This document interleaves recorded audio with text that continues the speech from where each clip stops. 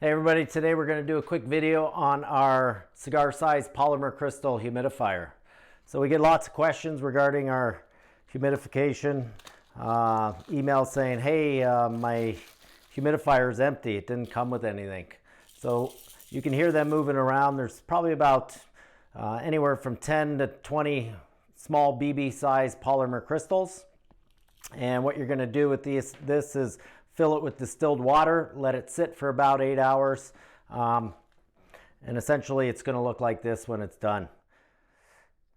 What the polymer crystals do is they absorb the water and then slowly emit it inside the humidor. So this is our 2-pack. It comes with 2 cigar size. It's about the size of a cigar, so it doesn't take up a lot of room in your humidor. Works perfect as a standalone humidification device in smaller humidors, or being here in Canada, come winter time, there's no humidity. It's so dry up here. You may find your humidor drop a few percent. This is an excellent add-on to bump up your humidor a few percent using one of these. You can just add it inside your humidor and it'll give it a little boost over the winter time.